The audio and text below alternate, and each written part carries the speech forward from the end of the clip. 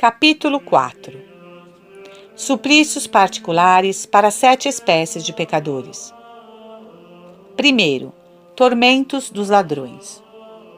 A serva de Deus viu homens que estavam amarrados com cordas pretas, pelas quais os demônios os levantavam e depois os deixavam cair no fogo. Em seguida, mergulhavam-nos em um poço de água gelada e daí os faziam atravessar um lago de chumbo derretido, onde eram forçados a beber uma horrível mistura de fel, pez e enxofre. Por fim, eram jogados em uma toca de feras. Foi explicado à santa que essas tristes vítimas eram os ladrões. Segundo, tormentos dos filhos desnaturados. Sempre houve na terra filhos detestáveis, que em vez de honrar seus pais, só tiveram por eles indiferença e desprezo, tornando-os excessivamente infelizes por causa da insubordinação, do mau caráter e da violência deles. Francisca viu-os em um imenso tonel cheio de navalhas, onde havia serpentes ferozes. Os demônios rolavam esta máquina assustadora e as pobres vítimas, dentro do tonel, eram mordidas pelas serpentes e dilaceradas pelas navalhas. Foi mostrado à santa que estes condenados e os demais não permaneciam sempre no inferno destinado a eles. Do inferno inferior, passavam algumas vezes para o superior ou para o intermediário e, a partir dali, novamente, eram reconduzidos ao inferior. Desejando saber o porquê, lhe foi explicado que era para sofrer o suplemento da pena devido às circunstâncias mais ou menos agravantes dos seus pecados. Terceiro, tormentos daqueles que foram infiéis ao seu voto de castidade. A posição destes desgraçados era medonha. Os demônios mergulhavam-nos tanto em um fogo ardente, onde fluía uma mistura de pez e enxofre, quanto em uma água gelada. Outras vezes, apertavam-nos entre 2 chapas de ferro com pregos agudos fixados e lhes perfuravam ambos os lados com um forcado. Enfim, para acrescentar insulto aos seus suplícios, não cessavam de lhes repreender os crimes que cometeram. Lembrai-vos, diziam eles, das vossas impurezas sacrílegas. Estes prazeres passageiros vos custam caros agora. Lembrai-vos dos vários sacramentos que profanastes e que apenas serviram para tornar a vossa condenação mais terrível. Quarto, tormentos dos perjúrios. Tinham capacetes de fogo sobre a cabeça.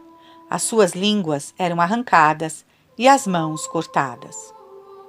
Quinto, tormentos dos detratores. Cada um deles era entregue a uma víbora de 7 cabeças. Falo da forma tomada pelo demônio encarregado de atormentá-lo. Eis, pois, como ele usava das 7 bocas. Com a primeira, ele arrancava a língua do paciente. Com a segunda, a comia. Com a terceira, a vomitava no fogo. Com a quarta, a recolocava na boca do condenado. Com a quinta, arrancava-lhe os olhos. Com a sexta, arrancava-lhe o cérebro por uma das orelhas.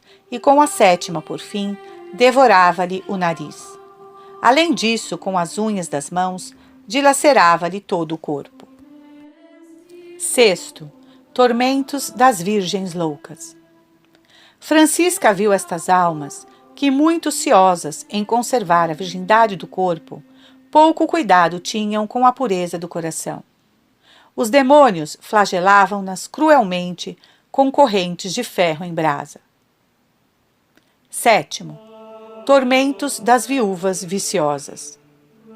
Eram atadas a galhos de uma imensa macieira, a cabeça torcida para trás, e os demônios lhes faziam comer maçãs cheias de vermes.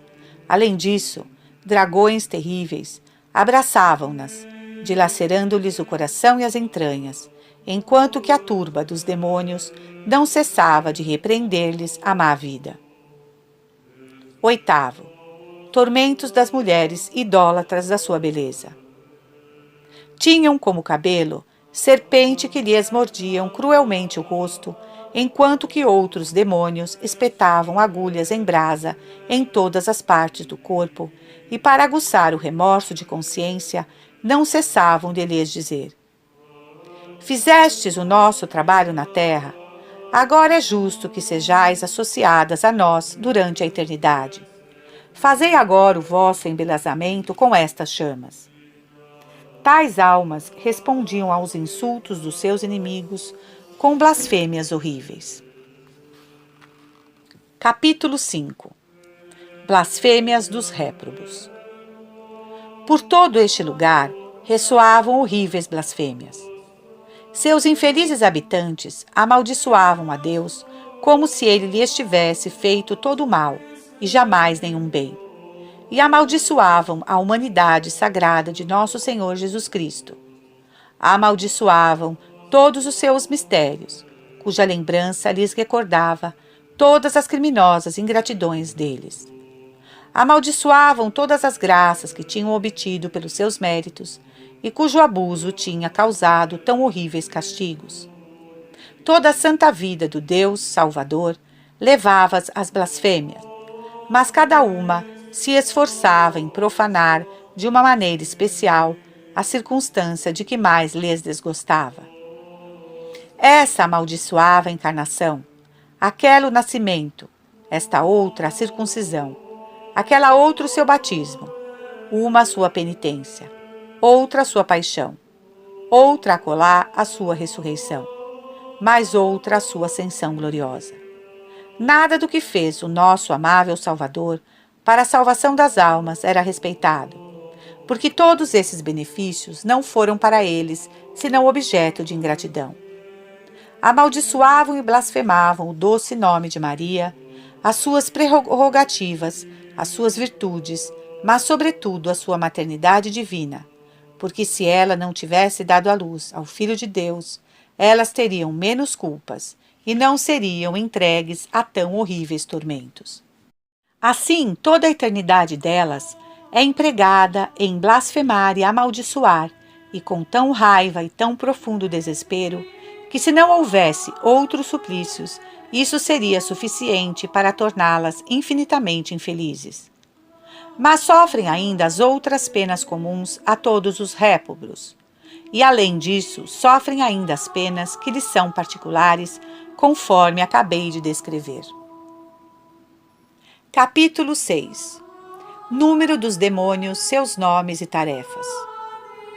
Na 17ª visão, onde a criação dos anjos e sua classificação foram manifestadas à serva de Deus, fez-lhe Deus discernir aqueles que deviam pecar daqueles que deviam ficar fiéis. Foi depois testemunha da revolta deles e da merecida horrível queda. No entanto, a queda não foi tão profunda para uns quanto para outros.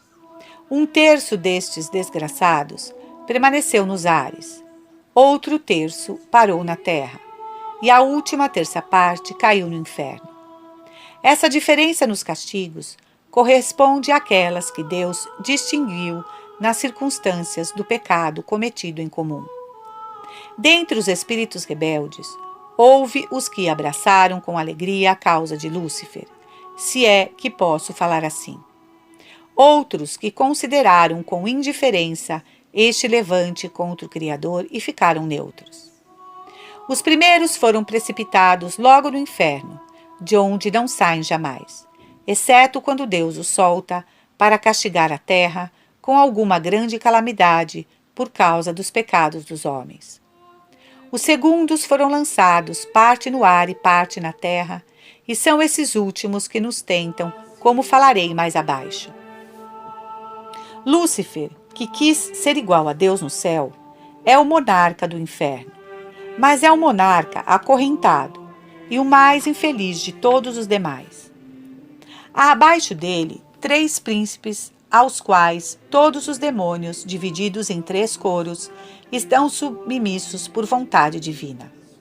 Da mesma maneira que no céu, os anjos bons formam 3 hierarquias, presididas por 3 espíritos de glória superior.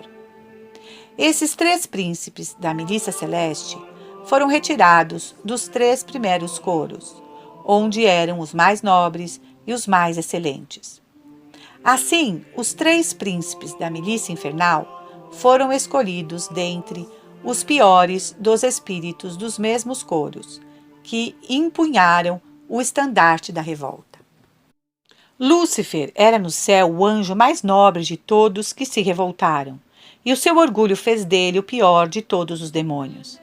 É por isso que a justiça divina o constituiu rei de todos os seus companheiros e de todos os réprobos, com o poder de governá-los e castigá-los segundo os seus caprichos, o que faz ser ele chamado de tirano dos infernos.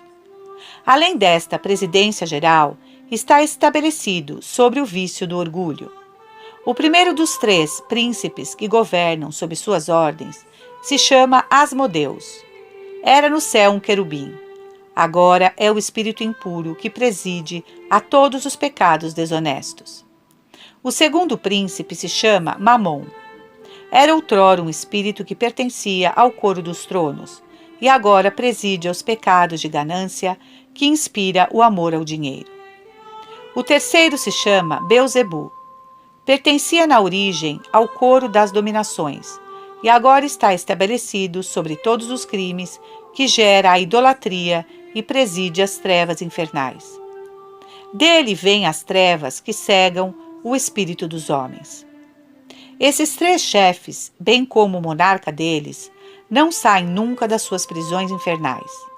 Quando a justiça divina quer exercer alguma espantosa vingança, esses malditos príncipes enviam para este fim um número suficiente dos seus demônios subordinados, porque às vezes acontece que os flagelos com que Deus quer infligir às pessoas exigem mais forças ou mais malícias do que têm os maus espíritos espalhados na terra ou pelos ares. Então os espíritos infernais piores e mais raivosos se tornam auxiliares indispensáveis. Mas, fora esses raros casos, os grandes condenados não podem sair das prisões onde estão encerrados. Todos esses espíritos desgraçados são classificados no abismo segundo sua ordem hierárquica. A primeira hierarquia, composta de serafins, querubins e tronos, habita na região mais baixa do inferno. Sofrem os tormentos mais cruéis que os demais e realizam as vinganças celestes sobre os maiores pecados. Lúcifer, que foi um serafim, exerce sobre eles uma autoridade especial em virtude do orgulho que lhe patrocina. Os demônios dessa hierarquia somente são enviados à terra quando a ira de Deus permite que o orgulho prevaleça para castigar as nações. A segunda hierarquia, formada de dominações, principados e potestades, habita no inferno do meio. Tem por príncipe Asmodeus, que, como eu já disse, patrocina os pecados de luxúria. Pode-se supor que os demônios dessa hierarquia estão na terra, quando as pessoas se entregam ao vício infame da impureza. A terceira hierarquia, que se compõe de virtudes, arcanjos e anjos, tem por chefe Mamon e habita o inferno superior. Quando estes demônios são lançados na terra, a sede das riquezas prevalece por todos os lados, e aí o que vale é somente o ouro ou o dinheiro. Quanto a Beuzebu, é o príncipe das trevas e as difunde quando Deus o permite, nas inteligências para obstruir a luz da consciência e da verdadeira lei. Tal é a ordem que reina entre os demônios dos infernos, quanto ao número deles é inumerável. Encontra-se a mesma hierarquia entre os demônios que estão nos ares e na terra, mas não têm chefes e, por conseguinte, vivem na independência, em uma espécie de igualdade. São os demônios aéreos que, na maioria dos casos, desencadeiam os ventos, suscitam tempestades, produzem ventanias, inundações e granizos. A intenção deles é de fazer mal aos homens e diminuir a confiança na providência divina, levando-os a murmurar contra a vontade divina. Os demônios que vivem na terra, da primeira hierarquia, não deixam de aproveitar também dessas ocasiões favoráveis à sua malícia. Encontrando os homens irritados por causa das calamidades e muito enfraquecidos na sua submissão e confiança, levam-nos a cair muito facilmente no vício do orgulho. Os da segunda hierarquia, por sua vez, não deixam de precipitá-los do alto da soberba na cloaca da impureza, o que dá toda a facilidade aos demônios da terceira hierarquia de levá-los a cair nos pecados que o amor ao dinheiro inspira. Então os anjos que presidem as trevas cegam-nos e levam-nos a deixar o caminho da verdade e tornam a sua conversão extremamente difícil. É assim que todos os demônios, apesar da diferença das suas tarefas, trabalham juntos e se ajuntam para perder as almas. Uns enfraquecem a fé, outros os levam ao orgulho, estes à impureza, aqueles ao amor das riquezas, outros, enfim, lhe lançam um véu sobre os olhos e os afastam tão eficazmente da via da salvação que a maioria já a não reencontra. O único meio de escapar deste complô infernal seria se levantar prontamente da primeira queda, e é precisamente o que as almas não fazem. Daí, esta sequência de tentações, que de queda em queda as leva até o fundo do precipício. Quando falei que os demônios que estão no ar e na terra não têm chefes, só queria dizer que não têm oficiais subalternos, mas todos são submissos a Lúcifer e obedecem aos seus comandos, porque tal é a vontade da justiça divina. Apesar do ódio que possui pelos homens, nenhum deles se atreveria a tentá-los sem ordem de Lúcifer, e o próprio Lúcifer somente pode ordenar o que permite o Senhor, pleno de bondade e compaixão para conosco. Lúcifer vê todos os seus demônios, não só aqueles que o rodeiam no inferno, mas os que também estão no ar e na terra. Todos eles também o veem sem obstáculo e entendem perfeitamente todas as vontades dele. Veem-se também e se entendem mutuamente muito bem. Os espíritos malignos espalhados pelos ares e na terra não são atingidos pelo fogo do inferno. No entanto, não são menos excessivamente infelizes, tanto porque se maltratam e sem cessar se atormentam uns aos outros, quanto porque as obras na terra dos anjos bons neste mundo lhes causam um dissabor que os atormentam cruelmente. As penas daqueles que pertencem à primeira hierarquia são mais agudas do que as dos espíritos de segunda, e aqueles são mais infelizes do que os espíritos da terceira. A mesma justiça distributiva preside aos tormentos dos espíritos infernais, mas os infernais são todos vítimas do ardor das chamas infernais. Os demônios que ficam no meio de nós e que receberam o poder de nos tentar são todos espíritos caídos do último coro. Os anjos encarregados de nos guardar são simples anjos. Estes espíritos tentadores estão incessantemente ocupados em preparar a nossa perda. Os meios empregados para isso são tão sutis e variados que uma alma que lhes escapa é muito feliz e não conseguiria suficientemente testemunhar ao Senhor a sua gratidão se ela tivesse consciência. Não há um instante do dia e da noite em que esses cruéis inimigos não tentem um tipo de tentação ou um outro para cansar aqueles que não conseguem vencer pela astúcia ou pela violência.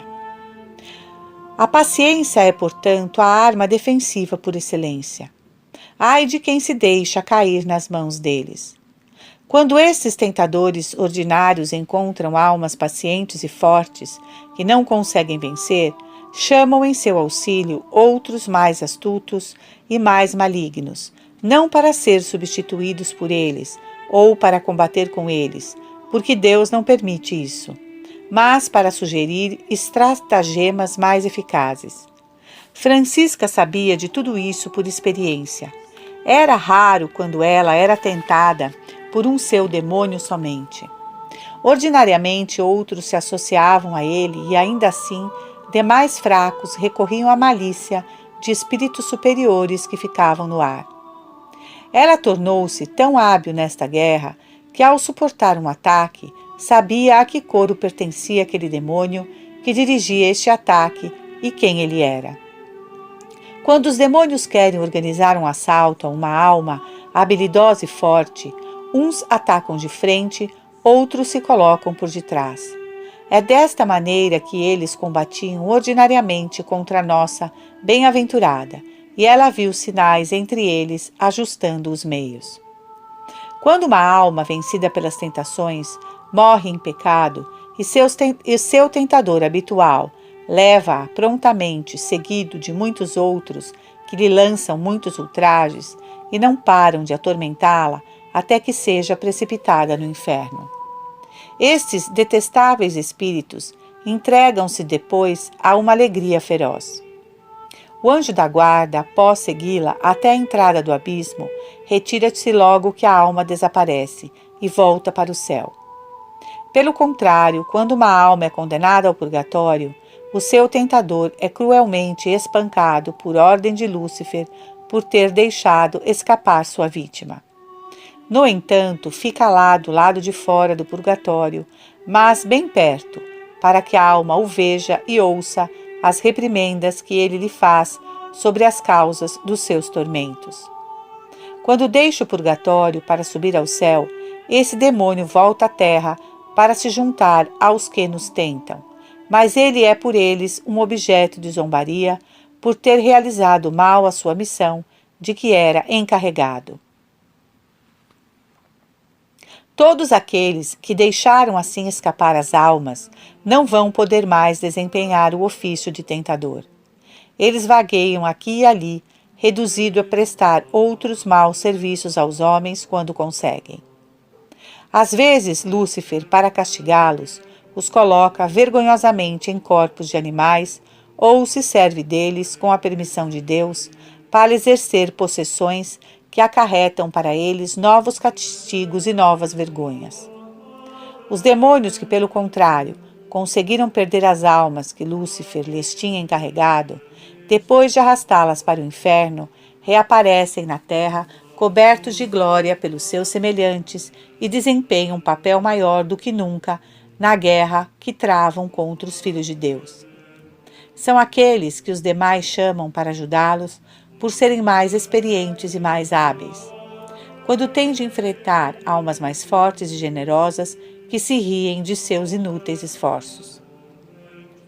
Todo demônio encarregado da missão de perder uma alma não se ocupa das outras, apenas desta, e emprega todos os meios para induzi-la a pecar ou para lhe perturbar a paz. No entanto, quando ele a vence, compele-a tanto quanto pode a tentar, molestar e escandalizar outras almas. Há outros demônios do mesmo coro que aqueles que nos tentam, que vivem no meio de nós sem nos atacar. A missão deles é de vigiar sobre aqueles que nos tentam e de castigá-los cada vez que não conseguem nos fazer pecar. Cada vez que ouvem pronunciar devotamente o santo nome de Jesus, espiritualmente se prostam por terra, não de bom grado, mas forçosamente. Francisca viu vários em forma humana, que ao pronunciar este sagrado nome, conversando com seu confessor, inclinavam com respeito profundo a cabeça até o chão. Esse nome sagrado é por eles um novo suplício, que o faz sofrer tanto mais cruelmente, que a pessoa que o pronuncia avança cada vez mais no amor e na perfeição. Quando os ímpios profanam este nome adorável, os espíritos condenados não se entristecem, mas são forçados a se inclinar, como que para reparar a injúria que lhe é feita. Agem da mesma maneira quando é pronunciado em vão. Sem esta adoração forçada, estariam muitos contentes de ouvir blasfemar esse santo nome. Os anjos bons, pelo contrário, em semelhante ocasião, o adoram profundamente, o louvam e o bendizem com um amor incomparável. E quando é pronunciado com verdadeiro sentimento de devoção, prestam a mesma homenagem, mas com um vivo sentimento de alegria. Cada vez que a bem-aventurada proferia este santo nome, via o seu arcanjo tomar um ar de extrema alegria e se inclinava de maneira tão graciosa que ela ficava toda abrasada de amor. Quando a alma vive habitualmente no pecado mortal, os demônios entram nela e a domina de várias maneiras, que variam segundo a qualidade e a quantidade dos seus crimes. Mas quando recebem a absolvição, com um coração contrito, perdem a sua dominação. Fogem o mais depressa possível e se recoloca perto dela para novamente tentá-la. Mas os seus ataques são menos intensos, porque a confissão diminui as suas forças. Capítulo 7. Os limbos. Quando a serva de Deus foi transportada para a entrada do inferno, viu perto um anjo de pé na entrada de outra porta. Era a porta dos limbos, da prisão onde todas as almas justas da terra esperaram por longo tempo a vinda do Libertador. Este lugar, apesar de contígua ao inferno, não tem nenhuma comunicação com ele. A sua elevação em relação ao inferno é comparável a uma casa em relação às adegas de uma casa vizinha, isto é, que a sua parte mais baixa é superior à parte mais elevada do inferno. Não há neste lugar nem fogo, nem gelo, nem serpente, nem demônios, nem odor empestado. Não se ouve nem uivo, nem blasfêmias. Não se sofre nenhuma outra pena, a não ser a da privação da luz, porque faz sempre noite. Ali é que se encontra o lugar eterno das crianças mortas sem batismo. A sua distribuição é a mesma que a do inferno. Há uma parte superior, uma parte inferior e uma parte intermediária. Na parte superior está a morada das crianças nascidas e concebidas de pais cristãos. A parte intermediária é a morada das crianças dos judeus mortas antes de ter pecado. A situação delas é a mesma que a das primeiras, só que a prisão é mais tenebrosa. Na parte inferior estão as crianças nascidas ou concebidas pelo efeito de crimes contra os votos solenes de castidade ou de afinidade espiritual. Neste último lugar, reina uma noite muito mais profunda do que a nas partes mais elevadas. Capítulo 8. O Purgatório. Depois das visões acima, a serva de Deus foi conduzida ao purgatório, cuja distribuição é a mesma que a do inferno. Aproximando-se deste triste lugar, leu estas palavras escritas na porta. Aqui é o purgatório, lugar de esperança, onde as almas esperam a realização do seu desejo. O anjo Rafael lhe mostrou as 3 partes desta morada, e eis o que ela viu. Na parte mais baixa arde um fogo que ilumina, nisso distinto daquele do inferno, que é preto e sem nenhuma clareza. Este fogo é muito ardente e de cor vermelho. É aí que são punidas as almas em dívida com a justiça divina de penas temporais merecidas por causa de grandes pecados. E o fogo as atormenta mais ou menos rigorosamente, segundo a qualidade e a quantidade das dívidas. O anjo lhe diz que 7 anos de sofrimento nesta parte inferior correspondem a uma pena temporal merecida por um só pecado mortal. Do lado esquerdo dessas almas, mas fora do purgatório, Francisca viu os demônios que durante a vida na terra as tentavam, e reparou que essas almas sofriam muito com a visão deles e das reprimendas que não cessavam de lhes lançar. Achastes melhor seguir nossas ilusões e nossas persuasões do que os preceitos do Evangelho?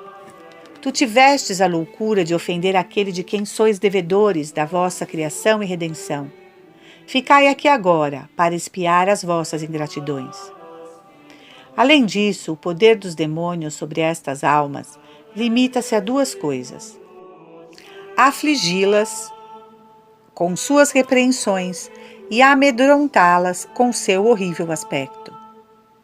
As almas colocadas no fogo do purgatório inferior aceitam humildemente a justiça divina, No entanto, o rigor das penas que sofrem lhe arranca gemidos que ninguém na terra conseguiria suportar. São resignadas à vontade do seu juiz porque entendem perfeitamente a equidade dos tormentos que sofrem. Ora, esta resignação faz com que Deus dê ouvidos às suas queixas, que se comove e lhes dá algumas consolações. Não as retira por isso das chamas que as queima, mas lhes faz encontrar em sua própria submissão uma espécie de refrigério, colocando em seu pensamento que em breve chegarão à glória eterna. Conhecem não só os seus próprios pecados, mas também os das outras almas que sofrem com elas, e todas estão contentes da justiça punitiva de Deus que se realiza com tanta equidade. Quando o anjo da guarda conduz para este purgatório inferior a alma que lhe é confiada, ele se coloca do lado direito da porta, enquanto que o anjo mau fica do lado esquerdo. E permanece lá, até que a alma, inteiramente purificada, se torne livre para subir ao céu. É ele que recolhe os sufrágios oferecidos a ela na terra e os apresenta à justiça divina, que lhe as devolve, para que ele as aplique a esta pobre alma como um remédio que alivia suas dores. Apresenta também à justiça divina todas as boas obras realizadas durante sua vida mortal, enquanto que o anjo mau mostra sem cessar à justiça divina os pecados que ela cometeu. Quando uma alma faz doações antes da sua morte, Deus, em sua bondade, logo as aceita e as recompensa, mesmo quando os encarregados de concretizar estas doações na terra, por negligência, não o fazem. No entanto, se ela colocou em testamento tais doações para serem concretizadas depois de sua morte, por apego às riquezas, Deus somente a recompensará após o prazo estipulado por ela para sua execução. Este purgatório inferior divide-se em 3 prisões separadas, onde o fogo não tem igual ardor. Queima mais na primeira do que na segunda, e esta mais do que na terceira. Ora, a primeira é reservada aos sacerdotes e religiosos, mesmo se cometeram pecados menores do que os leigos, porque tiveram mais luzes e não honraram a sua dignidade como era devido. Francisca viu nesta prisão um padre muito piedoso, mas que satisfez demais o seu apetite no uso dos alimentos. A segunda prisão é a morada dos religiosos e dos clérigos que não honraram o sacerdócio. Na terceira, habitam as almas dos leigos que cometeram pecados mortais e não os expiaram durante a vida na terra. Os tormentos, portanto, não são iguais em cada uma dessas prisões. São mais ou menos cruéis segundo as dívidas e a qualidade das pessoas. Os superiores sofrem muito mais do que os inferiores. Conforme uma alma é menos ou mais culpável, os suplícios são mais ou menos cruéis, e a duração deles mais ou menos longa. Depois de ter considerado o purgatório inferior, Francisca foi conduzida a ver o purgatório intermediário. Ora, tal como outro se divide em 3 partes, cuja primeira é um lago de água gelada, a segunda é um lago de pez derretido, misturado com óleo fervente, e a terceira um lago de metais liquefato.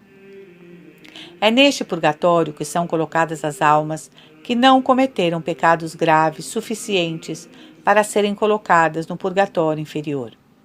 São os pecados veniais que conduzem a este purgatório intermediário. Nesta prisão há 38 anjos que sem cessar são ocupados a trasvasar essas pobres almas de um lago para outro, o que fazem de maneira muito graciosa e com grande caridade. Esses anjos não são escolhidos dentre os anjos da guarda.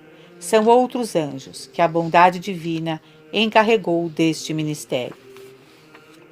Atribuo sua missão à bondade divina, porque a presença deles é um grande alívio para estas almas. A serva de Deus recebeu nesta visão várias luzes sobre a aplicação dos sufrágios que os vivos oferecem pelos mortos, que merecem muito serem comunicadas. Conheceu primeiro que as missas, indulgências concedidas e boas obras oferecidas por certas almas, pelos parentes e amigos, não são integralmente aplicadas. Elas recebem sim a melhor parte, mas o restante é repartido entre todas as almas do purgatório. Francisca conheceu, segundo, que estas obras feitas por erro, as almas que já estão no céu, são primeiro em proveito das que as fizeram, e depois das almas do purgatório. Conheceu, terceiro, que estes mesmos auxílios dirigidos pelos vivos, às almas que eles pensam estar em via de salvação, mas que de fato estão condenadas, entram integralmente no tesouro dos seus próprios autores, porque nem os condenados podem deles aproveitar, nem Deus permite que sejam aplicadas às almas do purgatório. E é de se notar que Francisca, ao sair de uma dessas visões, que havia durado cerca de 2 horas, pensou ter passado um tempo bastante considerável. Resulta daí, portanto, que o tempo que parece passar rapidamente na Terra parece muito longo na eternidade. Capítulo 9. Da glória dos santos no céu. Quando as almas bem-aventuradas fazem a sua entrada no céu, elas são conduzidas aos lugares que lhes foram atribuídos segundo os méritos. Para chegar, é preciso atravessar alguns coros angélicos. Os espíritos que os compõem lhes fazem um acolhimento extremamente alegre. Mas nada se compara com a recepção que se faz no coro em que elas devem tomar lugar. Não são somente da parte dos anjos, às quais elas são associadas, demonstrações de alegria e amizade para com elas, cânticos de louvor e de bênçãos para agradecer a Deus pela sua felicidade, mas que este regozijo dura muito mais tempo nesses coros do que nos outros. Todas as vezes que a nossa bem-aventurada, interrogada pelo seu confessor, falava desta alegria angélica, causada pela chegada de alguma alma associada à sua glória, a lembrança da sua multidão, da suavidade inexprimível, dos seus cânticos, das suas manifestações, dos seus êxtases, colocava-a fora de si. O rosto ficava todo fulgurante e o seu coração se derretia como cera aos raios do sol. O padre perguntou-lhe um dia quais eram os mais perfeitos: os espíritos humanos ou angélicos colocados na mesma glória. Ela respondeu que os espíritos humanos têm uma perfeição superior por causa do tempo maior que lhes foi concedido para merecer, mas que os anjos são mais puros e mais belos, que penetram mais na compreensão divina e os seus cânticos são muito mais melodiosos. É preciso, no entanto, excetuar a Augusta Maria desta regra geral. Cada vez, acrescentou a serva de Deus, que sou elevada à visão beatífica, sinto várias admirações.